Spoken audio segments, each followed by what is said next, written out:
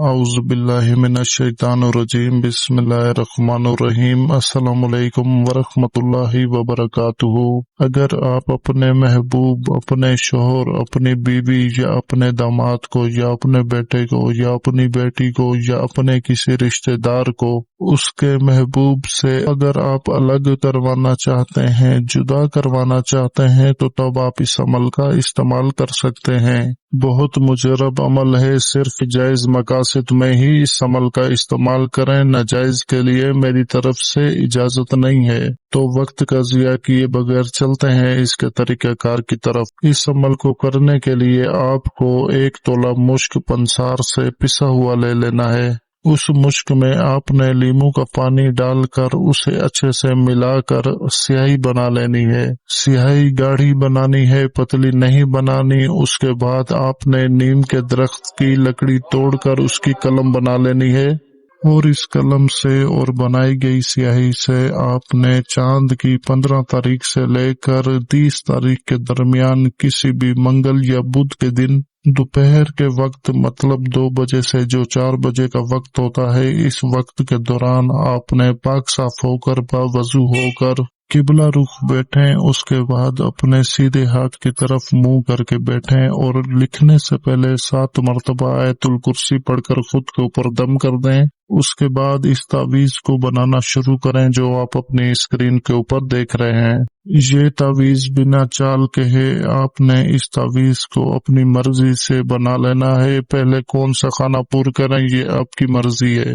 इस अमल में कोई चाल, कोई तरतीब नहीं है। बस आपने वो बनाई गई स्याही से और कलम से साफ सुथरे तरीके से इस तावीज को बना लेना है। बनाने के बाद आपने नीचे जो फलां बिन फलां लिखा हुआ देख रहे हैं, ये नीचे पहले फलां बिन फलां पर जिन 2 लोगों को आपने जुदा करवाना है उन दोनों का नाम, उनकी वालिदा का नाम, पहले फलां बिन फलां पर एक का नाम, उसकी वालिदा का नाम लिखें। फिर दूसरे फलां बिन फलां पर दूसरे शख्स का नाम और उसकी वालिदा का नाम लिखें और आगे जो जुदाशुदा लिखा है वो लिखकर तावीज मुकम्मल करें। अगर मर्द का नाम लिखते हैं और उसकी माँ का नाम लिखते हैं तो इन 2 नामों के बीच में बिन लिखा जाता है, और अगर औरत और औरत की वालिदा का नाम लिखते हैं तो बीच में बिनते लिखा जाता है। तो तावीज मुकम्मल करने के बाद इसे अच्छे से लपेट कर इसके ऊपर लीमू का जो रस होता है, पानी होता है, वो आपने इस तावीज के ऊपर गिरा देना है। कुछ कतरे गिराना है, ऐसा ना हो कि आप पूरा ही डबो दें। उसके बाद आपने इस तावीज को किसी भी नीम के दरख्त के पास जाकर दफन कर देना है।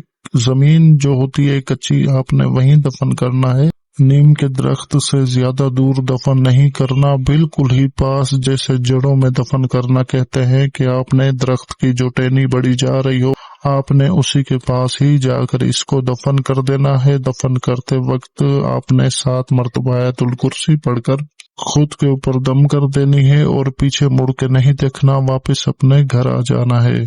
तो देखेंगे जिन लोगों का आपने इस तावीज के ऊपर नाम लिखा हुआ है वो दोनों कुछ दिनों के अंदर ही जुदा हो जाएंगे। उनके दरमियान लड़ाई झगड़ा पैदा हो जाएगा। उन दोनों के दिलों में एक दूसरे के लिए नफरत पैदा हो जाएगी। तो उम्मीद है आपको सारी बात समझ आ गई होगी। अगर बीच में किसी बात की समझ नहीं आती तो इसी वीडियो के कमेंट सेक्शन में कमेंट करके पूछ सकते हैं। गलती मत करना, जैसा बताया गया है बिल्कुल अपने वैसे ही करना है।